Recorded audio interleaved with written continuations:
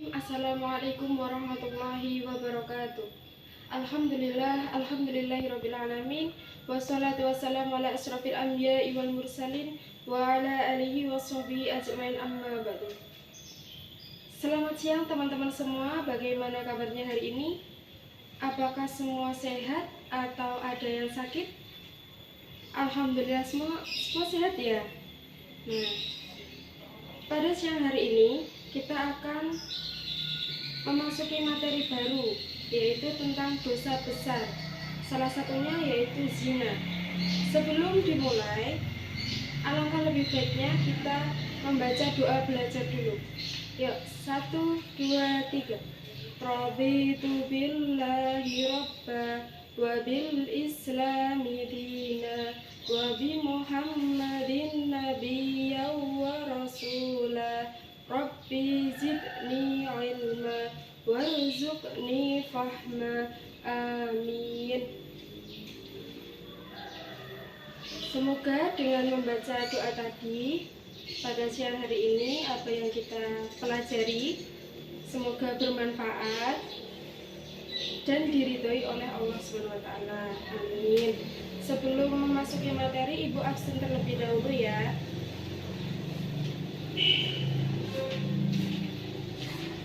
Yang pertama Ulfa Nursita,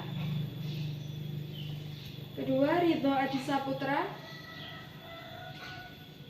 Andri Nugroho, Alfi Nur Hasanah, Fauzan As'ad, Mufid Nur Ulwan, Hafid Rifai.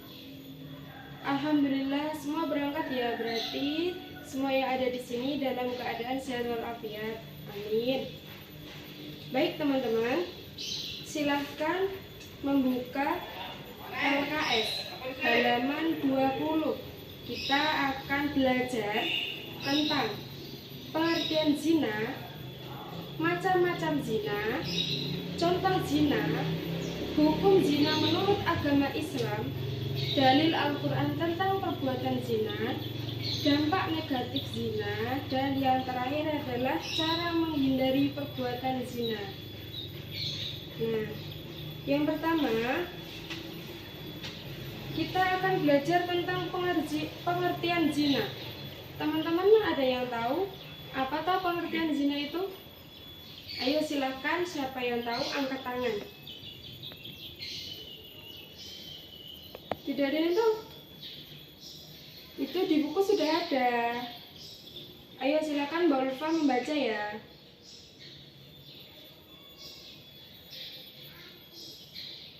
Nah, betul. Jadi, pengertian zina.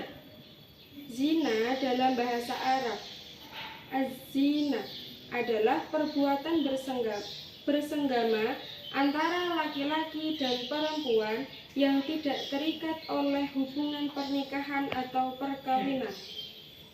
Nah, secara umum, zina bukan hanya di saat manusia telah melakukan hubungan seksual, tetapi segala aktivitas seksual yang dapat merusak kehormatan manusia termasuk dikategorikan perbuatan zina.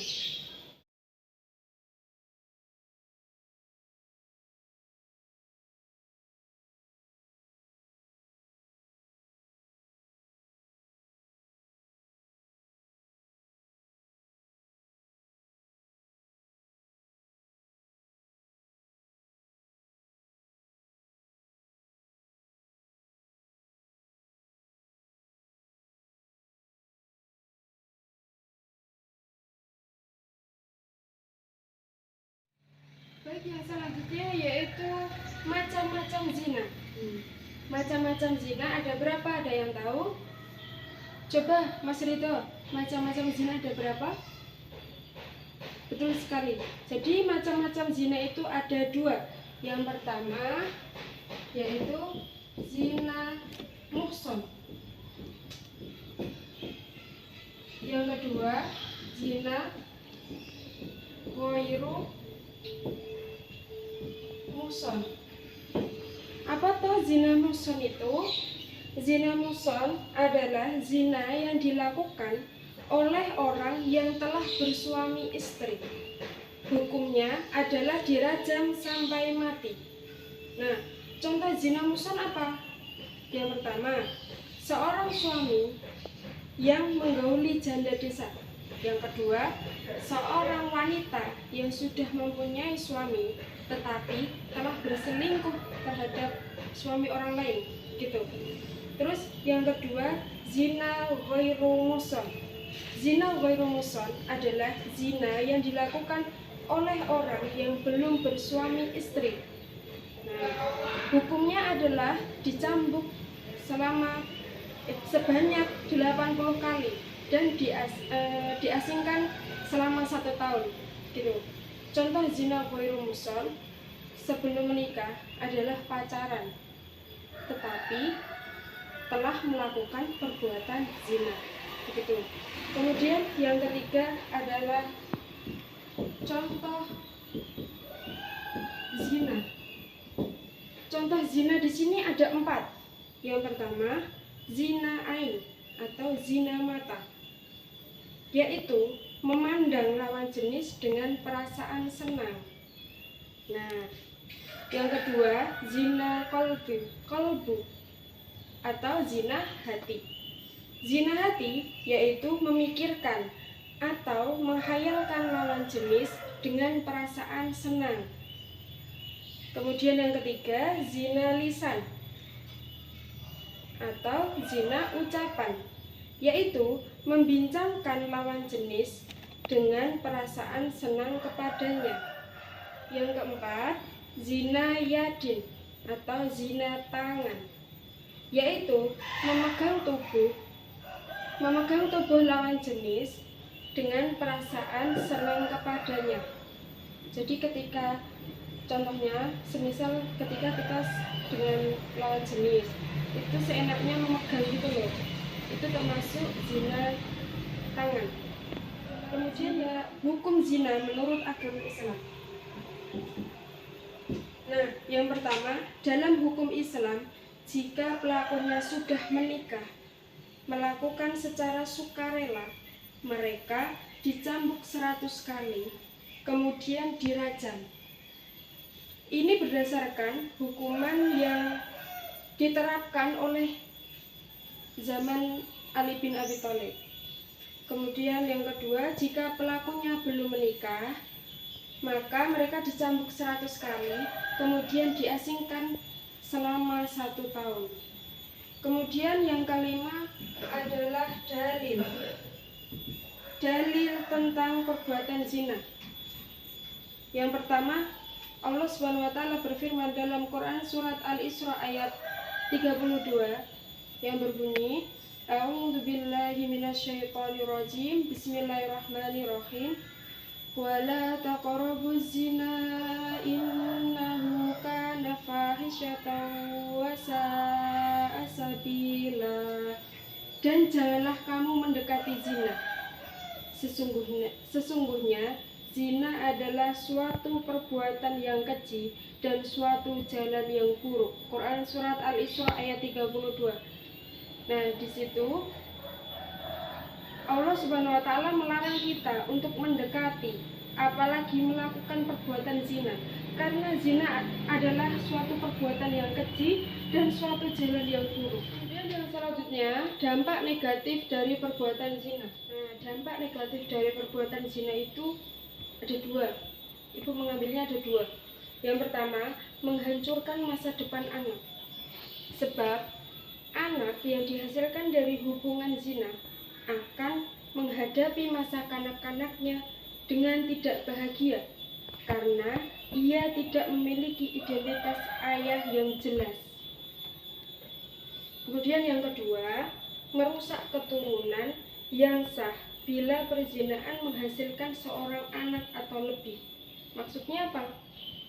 Keturunan yang sah menurut Islam adalah anak yang dilahirkan dari pernikahan yang sah. Bila hubungannya gelap, itu dilakukan dengan 2 atau lebih laki-laki, maka akan mengaburkan hubungan nasab atau keturunan kepada bapak yang sebenarnya. materi yang terakhir, yaitu cara menghindari perbuatan zina. Perbuatan zina di sini Ibu akan menjelaskan 3. Yang pertama, memiliki iman di dalam hati.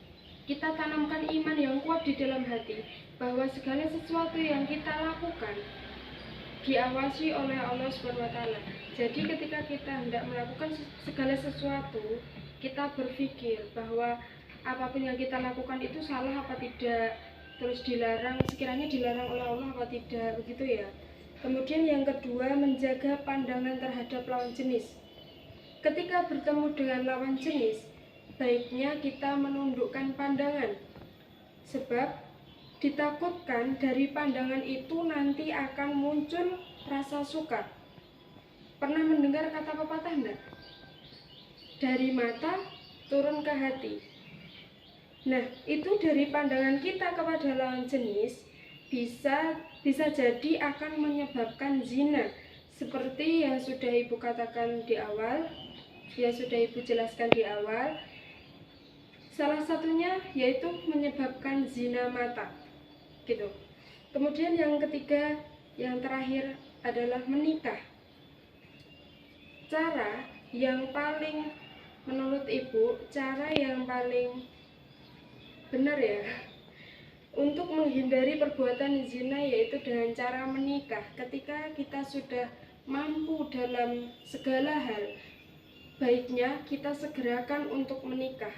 Daripada kita berlama-lama, kita nanti akan menambah dosa gitu loh. Seperti pacaran bertahun-tahun, terus berdua-duaan dengan lawan jenis, gitu kan nanti akan menyebabkan zina. Nah, mungkin itu penjelasan dari Ibu. Apakah ada yang ditanyakan? Apa sudah paham? Sudah? Alhamdulillah. Nah, sebelum Ibu tutup, Ibu memberikan tugas. Silahkan teman-teman nanti mengerjakan LKS halaman selanjutnya. Itu ada uji kompetensi dari Romawi 1 sampai Romawi 3. Nah, minggu depan kita koreksi bersama-sama, begitu ya. Nah, mungkin itu yang dapat Ibu sampaikan. Sebelum ditutup, marilah kita doa kafaratul majlis bersama-sama. Subhanakallahumma wa bihamdika asyhadu an la ilaha illa anta astaghfiruka wa atubu ilaik. Alhamdulillahi rabbil alamin. Amin. Semoga pelajaran pada siang hari ini dapat memberikan manfaat dan dapat menambah ilmu pengetahuan kita. Amin. Mungkin itu yang dapat Ibu sampaikan. Kurang dan lebihnya Ibu mohon maaf. Pesan Ibu, jangan lupa tetap semangat belajar, jangan lupa mengerjakan PR, dijaga sholat 5 waktunya, tetap berbakti kepada kedua orang tua, dan yang paling utama, ketika kita memilih pergaulan, berhati-hatilah kita dalam memilih teman, sebab teman yang baik atau teman yang buruk akan mengajak kita ke hal-hal yang positif atau negatif gitu. Jadi berhati-hatilah dalam memilih teman ya. Sekian dari Ibu. Wallahul muwaffiq ila aqwamit thoriq. Wallahu a'lam bishawab. Wassalamualaikum warahmatullahi wabarakatuh.